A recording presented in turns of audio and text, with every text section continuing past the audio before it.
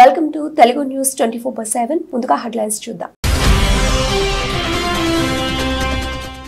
ఫిబ్రవరి 20న జరగాల్సిన AP cabinet భేటీ వాయిదా. అదే రోజున ఢిల్లీ సీఎం ప్రమాణ స్వీకారోత్సవానికి హాజరవుతున్న సీఎం చంద్రబాబు.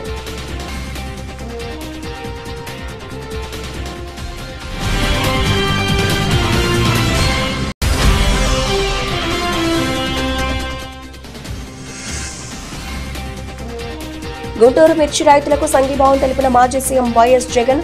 కూటమి ప్రభుత్వం రైతుల పాలిట శాపంగా మారిందని మండిపడ్డ వైఎస్ఆర్సీపీ అధినేత.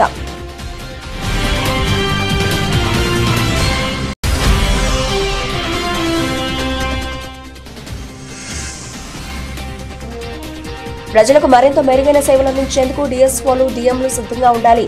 సివిల్ సప్లై జిల్లా అధికారులకు ఆదేశించిన మంత్రి నాదెళ్ల మనోహర్.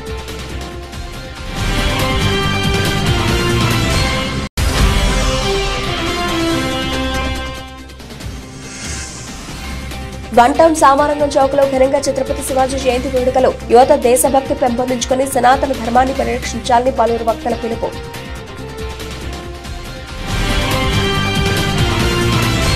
సీఎం చంద్రబాబు అధ్యక్షతన జరగాల్సిన ఏపీ కేబినెట్ భేటీ వాయిదా పడింది.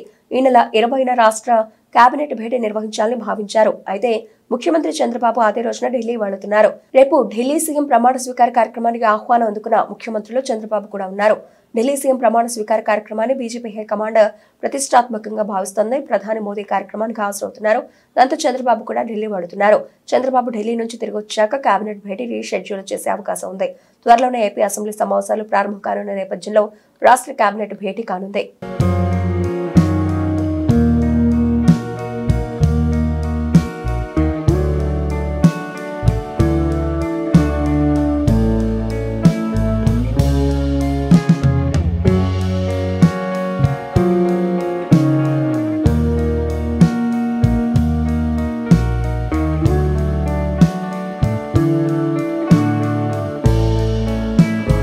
ఏపీలో ఏ ఒక్క రైతు సంతోషంగా లేడని, ఈ దీన స్థితికి కూటమి ప్రభుత్వమే కారణమని వైఎస్ఆర్సీపీ అధినేత మాజీ ముఖ్యమంత్రి వైఎస్ జగన్మోహన్ రెడ్డి అన్నారు. బుధవారం గుంటూరు మిర్చి రైతులకు సంఘీభావం తెలిపిన ఆయన అనంతరం మీడియాతో మాట్లాడారు. కూటమి ప్రభుత్వ నిర్లక్ష్యంతో రైతులు చాలా కష్టాలు పడుతున్నారు. ఏ ఒక్క రైతు సంతోషంగా లేడు. ఏ పంటకు గిట్టుబాటు ధర లేకుండా పోయింది. దీంతో రైతులు బతికే పరిస్థితి లేకుండా పోయిందని ఆవేదన వ్యక్తం చేశారు ఆయన. గతంలో వైఎస్ఆర్సీపీ పాలనలో రైతులకు చేసిన మేలును వివరించిన ఆయన ఈ కూటమి ప్రభుత్వం రైతుల పాలిట శాపంగా మారిందని మండిపడ్డారు. వైఎస్ఆర్సీపీ ప్రభుత్వ హయాంలో రైతు జీవితంలో వెలుగులు చూడడానికి ప్రవేశపెట్టిన సంస్కరణలన్నీ కూడా ఈ రోజు అన్ని కూడా కలపడకుండా పోయే పరిస్థితిలోకి వచ్చాయి. ఈ రోజు గ్రామాలలో ఆర్బీకే వ్యవస్థ ఈ రోజు గ్రామాలలో నిర్వీర్యమైపోయిన పరిస్థితి. ఈ గ్రామ వ్యవస్థ నిర్వీర్యమైపోయిన పరిస్థితి. ఈ రోజు గ్రామాలలో రైతులను చేయి పట్టుకొని నడిపించే ఈ ఆర్బీకే వ్యవస్థ ద్వారా గతంలో పంటలు కొనుగోలు జరిగేటివి. ప్రతి రైతు కూడా ఈ క్రాప్ కింద రిజిస్టర్ చేసుకున్న ప్రతి రైతుకు కూడా గిట్టుబాటు ధరలు వచ్చే విధంగా ఆర్బీకేలో ఈ మాదిరిగా పోస్టర్లు కనిపించేటివి.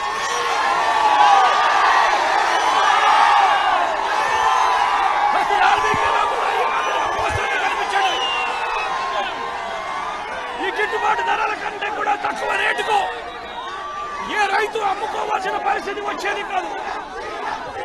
ఒకవేళ అమ్ముకోవాల్సిన పరిస్థితి ఏ రైతుకైనా ఉంటే ఆ రైతు ఆర్బీకేకి వచ్చి రిజిస్టర్ చేసుకుని 1907కు ఫోన్ చేస్తే చాలు ఆ రైతులకు వెంటనే ప్రభుత్వం జోక్యం చేసుకుని పంటలు కొనుగోలు చేసే పరిస్థితి. ఆ రోజుల్లో ధాన్యం ప్రొక్యూర్మెంట్ కు 65,000 కోట్ల రూపాయలు ఖర్చు చేసి ధాన్యం కొనుగోలు రాష్ట్ర ప్రభుత్వం రైతులకు గిట్టుబాటు ధర ఇప్పించే కార్యక్రమం చేస్తే ఈ రోజు ధాన్యం కొనుగోలులో ఏ రైతుకు కూడా కనీస ధర రాలేదు. ప్రతి ఇతర పంటల కొనుగోలుకు వైఎస్ఆర్సీపీ ప్రభుత్వ హయాంలో 7,000 కోట్ల రూపాయల పైచీలకు ఇతర పంటల కొనుగోళ్ల కోసం ఖర్చు చేసి ప్రతి రైతును కూడా ఆదుకున్న పరిస్థితి మా ప్రభుత్వంలో ఉంటే ఈ రోజు రైతులకు గిట్టుబాటు ధర ఇప్పించాలన్న ఆలోచన లేదు. ఆర్బీకేల ద్వారా కొనుగోలు చేయాలి అన్న ఆలోచన లేదు. ఒక నంబర్ ఫోన్ కొడితే చాలు ప్రభుత్వం స్పందిస్తుందన్న నమ్మకం ఈ రోజు రైతుల్లో కూడా కరువు అయిపోయిన పరిస్థితులు ఈ రోజు రాష్ట్రంలో కనిపిస్తా ఉన్న పరిస్థితులు. ఈ రోజు ప్రతి వ్యవస్థ కూడా నిర్వీర్యమైపోయిన పరిస్థితి. ఆర్బీకేలు నిర్వీర్యమైపోయాయి. ఆర్బీకేలో అనుసంధానంగా ఉన్న ఇంటిగ్రేటెడ్ ల్యాబ్స్ ఈ రోజు నిర్వీర్యమైపోయినాయి. గతంలో ఎవరైనా కల్తీ విత్తనాలు అమ్మాలనుకుంటే ప్రభుత్వం ఉంది అని చెప్పి భయపడే పరిస్థితి నుంచి ఈ రోజు యథేచ్ఛగా ప్రభుత్వం దగ్గరుండి ఆర్బీకేల ద్వారా ఎరువులు సప్లై, విత్తనాల సప్లై ఆపేసిన కార్యక్రమం జరుగుతూ ఉంది. ఎరువుల సప్లై, విత్తనాల సప్లై, పెస్టిసైడ్ సప్లై ఆర్బీకేల ద్వారా పూర్తిగా తగ్గించిన పరిస్థితులలో ఈ రోజు ఎరువులు కొనాలంటే రైతులు ప్రైవేట్ బ్రోకర్ల దగ్గర కొనాల్సి వస్తా ఉంది. ప్రైవేట్ డీలర్ల దగ్గర కొంటే వాళ్ళు కనీసము 100 రూపాయల నుంచి 400 రూపాయలు బ్లాక్ లో అమ్ముతా ఉన్న పరిస్థితి ఎరువులకు సంబంధించి. వంశీ చంద్రబాబు భువనమ్మలని తిడితే జగన్ పైశాచిక ఆనందం పొందాడని అధికార మతంతో వాగిన వారంతా జైలుకు వెళ్లక తప్పదని టీడీపీ నేత బుద్ధ వెంకన్న పేర్కొన్నారు. అలాంటి వారిని సమర్థిస్తున్న జగన్ కూడా రానున్న ఎన్నికల్లో పులివెందులలో ఓటమి పాలవుతారని స్పష్టం చేశారు. విజయవాడలో అల్లరిముక్కలతో గొడవలు సృష్టించాలని జగన్ ప్రయత్నిస్తున్నారని ఆరోపించారు. మాజీ ముఖ్యమంత్రి జగన్ పై టీడీపీ నేత బుద్ధ వెంకన్న ఫైర్ అయ్యారు. బుధవారం తన కార్యాలయంలో మీడియా సమావేశం నిర్వహించారు. ఈ సమావేశంలో వెంకన్న మాట్లాడుతూ పిల్ల సైకో వంశీని పరామర్శించేందుకు పెద్ద సైకో వచ్చాడన్నారు. ఒక పథకం ప్రకారం కిరాయి ముక్కలను విజయవాడ తీసుకొచ్చాడని పోలీసులు ముందే పసిగట్టి ఎక్కడికెక్కడ నివారించారన్నారు. అయితే కూటమి ప్రభుత్వం వచ్చాక రాష్ట్రంలో లా అండ్ ఆర్డర్ కంట్రోల్లో ఉందని చెడగొట్టడమే లక్ష్యంతో జగన్ కుట్రలు చేస్తున్నారని అన్నారు. పోలీసులు ఎక్కడున్నా వారి బట్టలు ఊడదీస్తానని చేసిన వ్యాఖ్యలు జగన్ నైజాన్ని మరోసారి బయటపెట్టాయన్నారు. వంశీని పరామర్శించిన జగన్ చరిత్రహీనుడిగా మిగిలాడని, ఈసారి పులివెందులలో కూడా జగన్ ఓటమి పాలవడం ఖాయమని అన్నారు. వంశీ, నాని వ్యాఖ్యల వల్లే వైసీపీ నష్టం జరిగిందని ఆ పార్టీ వాళ్ళే అంటున్నారు అని అన్నారు. పరామర్శించడానికి వచ్చినటువంటి పెద్ద సైకో జగన్మోహన్ రెడ్డి వ్యాఖ్యలు చూస్తుంటే చాలా విడ్డూరంగా ఉండడమే కాకుండా నిన్న జగన్మోహన్ రెడ్డి ఒక పథకంతో విజయవాడ వచ్చాడు. రాష్ట్రంలో ఉన్నటువంటి కిరాయి రౌడీలందరినీ కూడా విజయవాడ తరలించి నిన్న విజయవాడలో అల్లర్లు సృష్టించడానికి ఒక పథకం ప్రకారం జగన్మోహన్ రెడ్డి ఇచ్చేశాడు. అది పోలీసు ముందే పసిగట్టుకొని ఎక్కడికక్కడ వాళ్ళని నివారించడంలో పోలీసులు సఫలమయ్యారు. అయితే దాన్ని దృష్టిలో పెట్టుకొని నిన్న వంశీని కలిసి బయటకు వచ్చి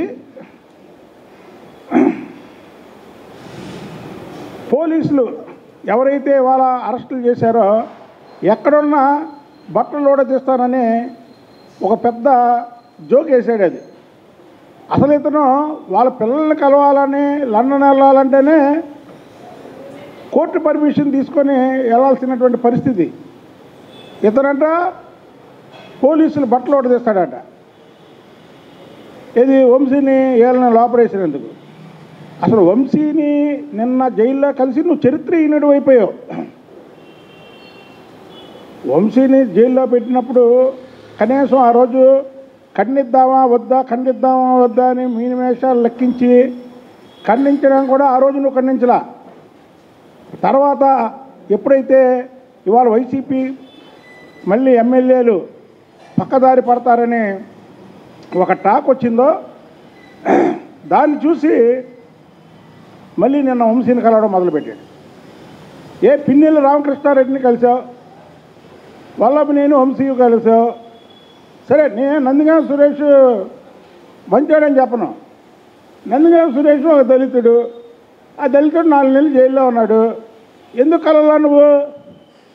దళితుల మీద నువ్వు ప్రేమ లేదు, దళిత వ్యతిరేకివి. అలాగే ఇవాళ వంశీ ఎవరిని కిడ్నాప్ చేశాడు, ఎవరిని బెదిరించాడు? ఒక దళితుడిని. అంటే దళితుల్ని బెదిరించి దళితుల్ని కిడ్నాప్ చేసిన వాళ్ళ మీద నువ్వు వెళ్ళి పరామర్శించడం ఏంటి? కూటమి ప్రభుత్వం ఏర్పడిన తర్వాత ప్రజలకు అందిస్తున్న సేవల్లో లోపాలు గుర్తిస్తూ మరింత మెరుగైన సేవలు అందించేందుకు డిఎస్ఓలు, డిఎంలు సిద్ధంగా ఉండాలి రాష్ట్ర ఆహారం, పౌర సరఫరాలు మరియు వినియోగదారుల వ్యవహారాల శాఖ మంత్రి నాదెండ్ల మనోహర్ అన్నారు. విజయవాడ కానూరులోని సివిల్ సప్లై భవన్లో మంత్రి అధ్యక్షతన బుధవారం ఉదయం సివిల్ సప్లై జిల్లా అధికారులతో సమావేశం జరిగింది. ఈ సందర్భంగా మంత్రి నాదెండ్ల మనోహర్ మాట్లాడుతూ అధికారులతో అందరిలో కలిసి టీమ్ స్పిరిట్ తో పనిచేద్దామని పిలుపునిచ్చారు. అలాగే ప్రజలకు జవాబుదారీతనం పెంచే విధంగా పనిచేయాలని, ఇక్కడ civil supply corporation, civil supply department రెండూ కలిసి ఒకే నిర్ణయంతో ముందుకు సాగాలని సూచించారు. ఏదైనా సమస్య వచ్చినప్పుడు నిలబడి మెరుగ్గా పనిచేయడం, తద్వారా అంతిమంగా వ్యవస్థ నిలబడాలని పేర్కొన్నారు. ప్రభుత్వం ధాన్యం కొనుగోలు ప్రారంభించిన తర్వాత మిల్లర్లకు వద్దు, ప్రభుత్వానికి ధాన్యం అమ్ముతామనే పరిస్థితి రైతుల నుంచి వచ్చిందన్నారు. ధాన్యం సేకరణలో 30,000 లారీల ద్వారా 37,000 మంది హమాలీలు ధాన్యం సేకరణలో పాల్గొన్నారని తెలిపారు. టెక్నాలజీ వాడకంతో తొలిసారిగా 737359 నంబర్కు హాయ్ అని వాట్సాప్ చేయడం ద్వారా ధాన్యం కొనుగోలు జరిగిందన్నారు. మైనారిటీల సంక్షేమమే లక్ష్యంగా కూటమి ప్రభుత్వం ముందుకు వెళుతోందని ప్రభుత్వ వైపు సెంట్రల్ ఎమ్మెల్యే బోండా ఉమా చెప్పారు. రాష్ట్రంలోని మైనారిటీలకు ఇచ్చిన హామీలను ప్రణాళికాబద్ధంగా అమలుకు చర్యలు చేపడుతున్నామని పేర్కొన్నారు.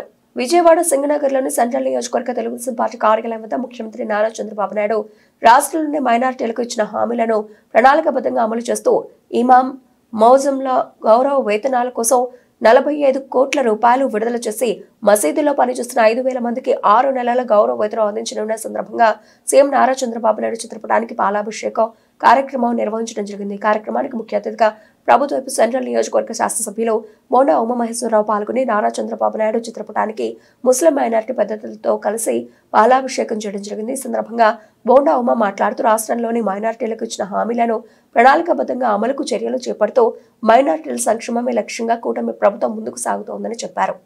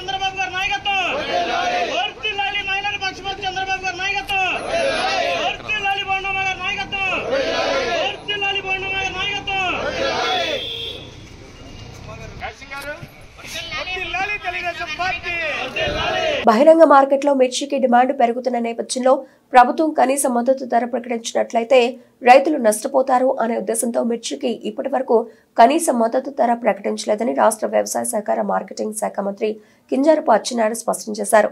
బుధవారం రాష్ట్ర సచివాలయం ప్రచార విభాగంలో ఆయన పాత్రికేయులతో మాట్లాడుతూ శ్రీలంక, చైనా, మలేషియా తదితర దేశాలకు మన మిర్చి ఎగుమతి అయ్యేదని, అయితే ఆయా దేశాలు సొంతంగా మిర్చి పంట సాగు చేసుకోవడం వల్ల మిర్చి ఎగుమతులు చాలా తగ్గిపోవడం వల్ల మిర్చి రేటు తగ్గిందన్నారు. కానీ ప్రస్తుతం చైనాలో మిర్చి పంట సరిగా లేకపోవడం వల్ల మళ్లీ ఆ దేశం మన మిర్చి పంటపై ఆధారపడే పరిస్థితులు ఏర్పడ్డాయని, ఫలితంగా మిర్చి ధరలు భారీగా పెరిగే పరిస్థితులు నెలకొన్నాయని మంత్రి తెలిపారు. ఇటువంటి పరిస్థితుల్లో ప్రభుత్వం మిర్చికి కనీస మద్దతు ధర ప్రకటించినట్లయితే రైతులు పెద్ద ఎత్తున నష్టపోయే అవకాశం ఉన్నందున ప్రభుత్వం ఇప్పటి వరకు మిర్చి పంటకు కనీస మద్దతు ధర ప్రకటించలేదని మంత్రి తెలిపారు. లాభదాయకతను దృష్టిలో పెట్టుకుని రైతులు కొంతమంది పత్తి, మొక్కజొన్న, కందులు తదితర ప్రత్యామ్నాయ పంటల వైపు మారడం వల్ల ఏడాది దాదాపు 2 లక్షల ఎకరాల్లో మిర్చి సాగు తగ్గిందన్నారు. 70% మంది బతుకుతున్నటువంటి శాఖలు, ఈ రాష్ట్రానికి ఆదాయ మార్గాలను తీసుకొస్తున్నటువంటి శాఖల్ని 5 సంవత్సరాలు తాళమేసి బిగించినటువంటి వ్యక్తి ఈరోజు ఆ శాఖల గురించి మాట్లాడుతున్నాడు. ఈరోజు వ్యవసాయ అనుబంధ శాఖలు ఈ రాష్ట్రంలో 60-70% మంది వ్యవసాయం అనుబంధ రంగాల మీద ఆధారపడ్డారు. అందులో రాష్ట్రానికి ఎక్కువ ఆదాయ వనరులు వచ్చినటువంటి శాఖ వ్యవసాయ అనుబంధ శాఖలు. 5 సంవత్సరాలు ఒక్కటంటే ఒక్కటి రైతు గురించి నువ్వు చేసి ఇది నేను చేశానని చెప్తే ఎవరమైనా సరే గౌరవిస్తాం. ఒకవేళ ఆయన చేసిన మంచి విషయాలుంటే తీర్చుకొని ఆచరిస్తాం. 5 సంవత్సరాల్లో అతి ప్రధానమైనటువంటిది శాఖలో సాయిల్ టెస్టింగ్ అనేది ఒక్క సెంటు భూమికి సాయిల్ టెస్టింగ్ చేసి ఒక్క కార్డైనా నువ్వు ఇచ్చావని నిరూపించగలిగితే నువ్వు చెప్పిన దానికి నేను సిద్ధంగా ఉంటాను. 5 సంవత్సరాల్లో మొత్తం వ్యవసాయ శాఖని అట్టక మీద పెట్టావు. 2014-19లో చంద్రబాబు గవర్నమెంట్లో తీసుకున్నటువంటి అనేక నిర్ణయాలని నువ్వు పూర్తిగా పాతాళలోకాన్ని పాతిపెట్టి రైతుకి తీవ్రమైనటువంటి ఇబ్బందులకు గురి చేశావు. 5 సంవత్సరాల్లో మెకనైజేషన్ కింద ఒక్క పైసా నువ్వు ఖర్చు పెట్టావని లెక్కలు చూపించు. ఈరోజు అత్యంత ప్రాధాన్యమైనటువంటిది డ్రిప్పు, స్ప్రింక్లరు, ఇరిగేషన్ మీద ఆధారపడినటువంటి రైతులు ఉన్నారు. అందులో నువ్వు పుట్టినటువంటి రాయలసీమ జిల్లాలో ఎక్కువ మంది డ్రిప్ మీద, స్ప్రింక్లర్స్ మీద ఆధారపడుతున్నారు. ఒక్కరికైనా నువ్వు డ్రిప్ కానీ స్ప్రింక్లర్లు కానీ ఇచ్చినటువంటి సందర్భాలు ఉన్నాయని చెప్పి నేను అడుగుతున్నాను. ఛత్రపతి శివాజీ స్ఫూర్తితో యువత దేశభక్తి పెంపొందించుకొని సనాతన ధర్మాన్ని పరిరక్షించాలని పలువురు వక్తలు పిలుపునిచ్చారు. శివాజీ మహారాజ్ హిందూ ధర్మ పరిరక్షణకు తన జీవితాన్ని త్యాగం చేశారని పేర్కొంటూ ఘన నివాళులర్పించారు. చావా సినిమాను అందరూ చూడాలని వారు సూచించారు. శివాజీ జయంతి బీజేపీ మాజీ కార్పొరేటర్ ఉత్తమ్ చంద్ భండారి ఆధ్వర్యంలో మరాఠా వీరుడు ఛత్రపతి శివాజీ జయంతి వేడుకలు ఘనంగా జరిగాయి. 1 టౌన్ సామరంగం చౌక్ లో జరిగిన ఈ వేడుకల్లో సుజనా చౌదరి కార్యాలయ కార్యదర్శి శ్రీధర్, బీజేపీ నాయకుడు పొట్టి శ్రీహరి, జనసేన నాయకుడు గౌరీశంకర్ తదితరులు పాల్గొని శివాజీ చిత్రపటాన్ని ఆవిష్కరించి పూలమాలలు వేసి ఘన నివాళులర్పించారు. ఈ సందర్భంగా మిఠాయిలు పంపిణీ చేశారు. అనంతరం వారు మాట్లాడుతూ దేశవ్యాప్తంగా హిందూ సమాజ స్థాపనకు విశిష్ట కృషి చేశారన్నారు. దేశభక్తి, సనాతన హిందూ ధర్మాన్ని పరిరక్షణ కోసం శివాజీ చేసిన త్యాగాలు యువతకు స్ఫూర్తిగా నిలుస్తాయన్నారు. శివాజీ మనుమని చరిత్రతో కూడిన చావా సినిమాని అందరూ థియేటర్లకు వెళ్లి చూడాలని వారు పిలుపునిచ్చారు.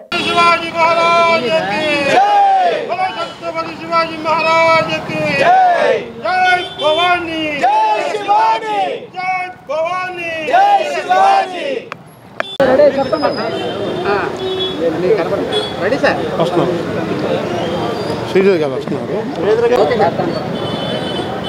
అందరికీ జై హింద్, జై భారత్. ఈరోజు ముఘలు రాజ్యం ఏదైతే అరాజకత చేసుకుంటూ మన హిందూ ధర్మాన్ని మత మార్పిడి కోసం ప్రెషర్ తెస్తూ రకరకాల ప్రలోభాలకి అట్లాగే రకరకాల యాత్నలు పెట్టినా కూడా మన మరాఠా సామ్రాట్ ఛత్రపతి శివాజీ గారు వీర పోరాటం చేసి వాళ్ళతో ఈరోజు నేను హిందూగా ఉన్నానంటే అలాంటి మహాత్ములు అందరూ కూడా ఆ ముఘల్ సామ్రాజ్యాన్ని అడ్డుకోవటం మా పూర్వీకులు చేసిన పుణ్యం లేక మేము ఈరోజు హిందూగా ఉన్నాం. అలాంటి మహత్తరమైన వ్యక్తి శ్రీ ఛత్రపతి శివాజీ గారి జయంతోత్సవ కార్యక్రమము ఈరోజు సామారంగం చౌక్లో చేసే అవకాశం నాకు కలిగినందుకు చాలా సంతోషం మరియు చాలా ఆనందకరమైన విషయం. అట్లాగే ఛత్రపతి శివాజీ గారి తనయుడు సంభాజీ మహారాజ్ గారి సినిమా కూడా మన విజయవాడలో ప్రదర్శన జరుగుతూ ఉంది. అందరూ చూడాలి. ఆ రోజుల్లో ఏ రకమైతే చిత్రహింసలు పెట్టారో, ఈ హిందూ ధర్మాన్ని నాశనం చేయడానికి ఏ రకంగా అయితే వాళ్ళు ముందుకు వెళ్ళారో, వాళ్ళు ఎన్ని యాతనలు ఇచ్చారో, ఆ మహారాజులకి అలాంటి యాతనలు ఇచ్చి ఉంటే సామాన్య మానవుల్ని ఎలాగ నరికి ఉంటారో ఊహించండి మీరే. సో అందరూ తప్పకుండా చూడండి. అట్లాగే మరొక్కసారి బలో ఛత్రపతి శివాజీ మహారాజ్ కి జై భవానీ. జై భవానీ. భారతదేశంలో సనాతన ధర్మాన్ని ఈ రోజుకి నిలబెట్టిన మహాత్ముడు ఛత్రపతి శివాజీ.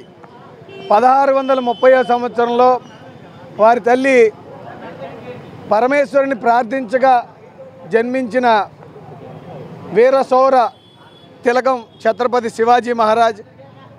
వారి తల్లిగారు కోరిన విధంగా ఆయన హిందూ ధర్మ రక్షణ కోసం, హిందూ రాజ్య స్థాపన కోసం తన జీవిత కాలంలో 33 సంవత్సరాల్లో దాదాపు 400 యుద్ధాలు చేసి 263 కోట్లను స్వాధీనం చేసుకొని యావత్ భారతదేశం అంతటా కూడా మొఘల్ సామ్రాజ్య పరిపాలనలో ఆ రోజు జరుగుతున్న దురహంకార దుర్నీతి పరిపాలనని అంతమొందిస్తూ, అలాగే ముస్లిం మహిళలను కూడా చాలా గౌరవంగా రాజ్యాలను జయించినప్పటికీ వారిని తన సోదరీమణులుగా భావించి ముస్లిం మహిళల్ని ఒక సోదరుల్లాగా వాళ్ళ పుట్టింటికి పంపించి తన ఔదార్యాన్ని, తన ఔన్నత్యాన్ని, తన గొప్పతనాన్ని చాటుకున్న మహాత్ముడు ఛత్రపతి శివాజీ మహారాజ్. వారి చరిత్ర మనం తెలుసుకోలేకపోతున్నాం. మన భావి తరాలకి వారి చరిత్రని, మన సనాతన ధర్మ స్థాపకుడైన హిందూ సామ్రాజ్యవాది ఛత్రపతి శివాజీ జయంతి ఈరోజు సామరంగ చౌక్లో జరుపుకోవడం మన అందరి అదృష్టం. వీరి స్ఫూర్తితో మన భావి తరాలు అభ్యున్నతితో ముందుకెళ్లాలని కోరుకుంటూ, భావి తరాల వారికి వారి స్ఫూర్తిని పొందాలని తెలియజేసుకుంటూ, జై జై భవానీ, జై భవానీ, జై భవానీ. రెడీయా సార్? ఈరోజు ఛత్రపతి శివాజీ గారి పుట్టినరోజు సందర్భంగా 37వ డివిజన్లో బండారి గారి ఆధ్వర్యంలో ఇక్కడ ఘనంగా ఆయన పుట్టినరోజు వేడుకలు జరగడం జరిగింది.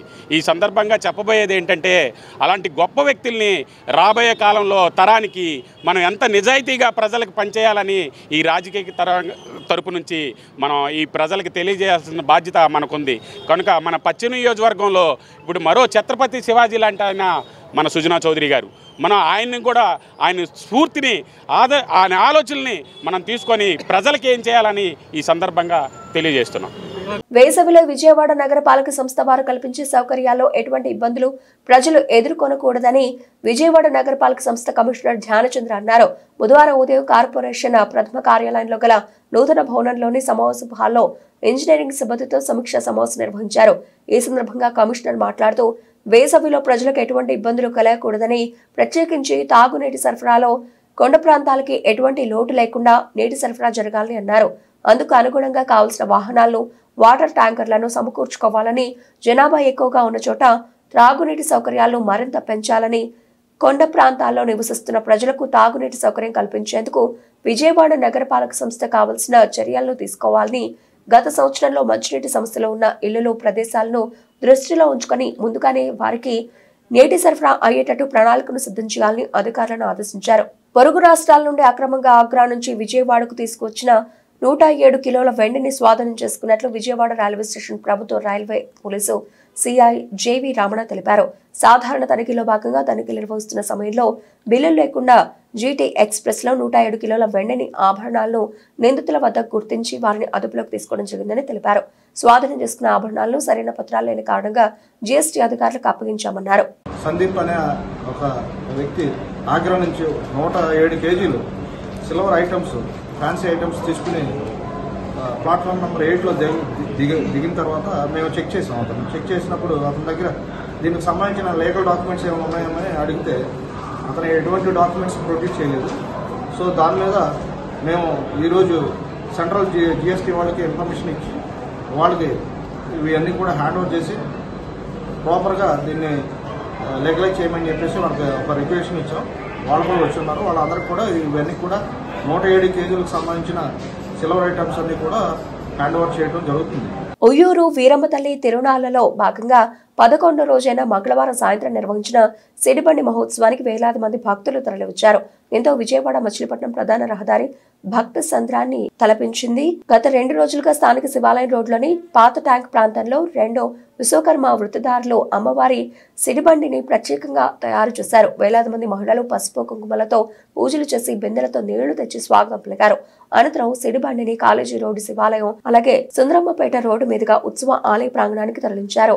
స్థానిక ఎస్సీ వాడకు చెందిన ఉయ్యూరు మౌర్యని పెళ్లి కుమారుడిగా అలంకరించి ఉత్సవ ఆలయ ప్రాంగణానికి ఊరేగింపుగా తీసుకొచ్చారు. అనంతరం సిడిబండి కాడికి ఓవైపున బుట్ట కట్టి అందులో కూర్చోబెట్టి ఆలయం చుట్టూ 3 సార్లు ప్రదక్షిణలు చేయించారు. బుట్టలో ఉన్న పెళ్లి కుమారుడిని పైకి లేపినప్పుడు జనం అరటిపళ్లతో కొట్టడం సంప్రదాయం. ఇలా కింద పడిన పళ్లను పిల్లలు లేని మహిళలు తింటే సంతానం కలుగుతుందని నమ్మిక.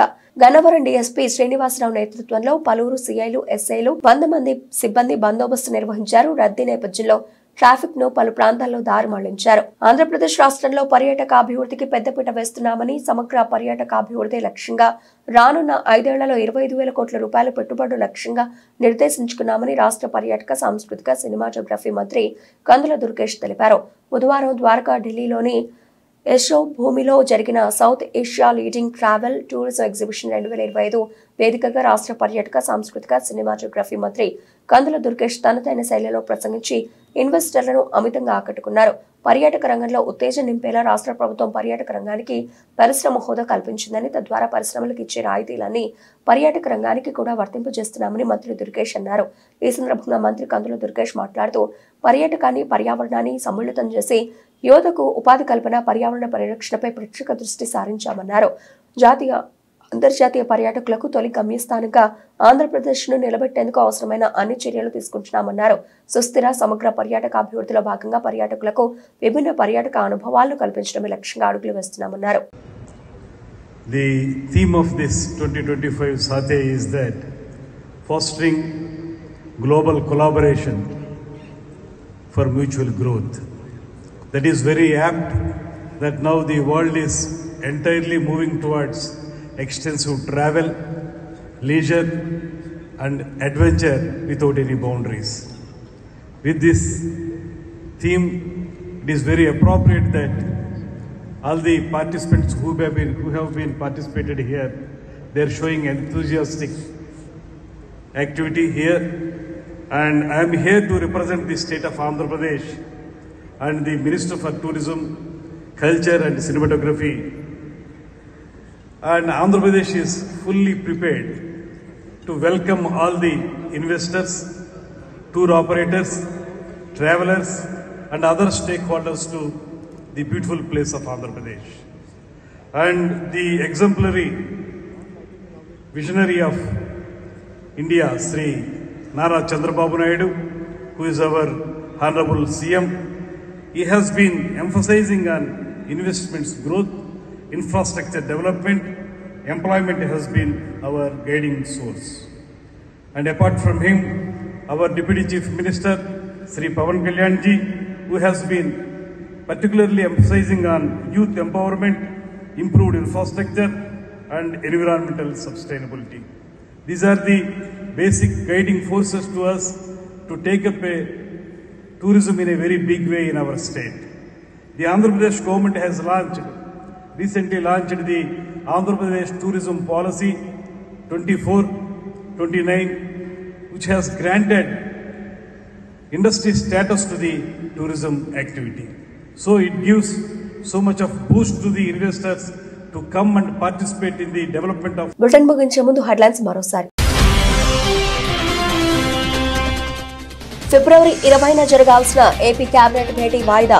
అదే రోజున ఢిల్లీ సీఎం ప్రమాణ స్వీకారోత్సవానికి హాజరవుతున్న సీఎం చంద్రబాబు.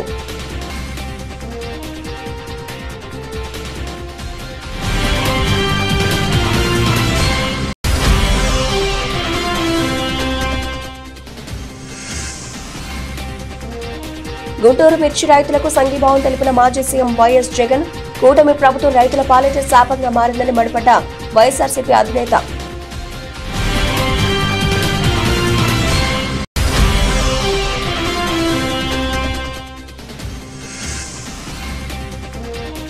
ప్రజలకు మరింత మెరుగైన సేవలు అందించేందుకు డిఎస్ఓలు, డిఎంలు సిద్ధంగా ఉండాలి. సివిల్ సప్లై జిల్లా అధికారులకు ఆదేశించిన మంత్రి నాదెళ్ల మనోహర్.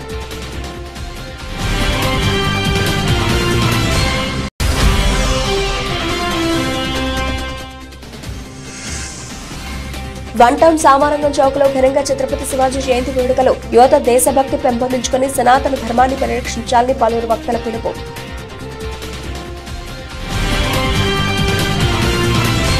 ఇవి ఇప్పుడు నబిల్చిన అప్డేట్స్. మరిన్ని అప్డేట్స్ తో మళ్ళీ కలుద్దాం. అంతవరకు సెలవు. నమస్తే.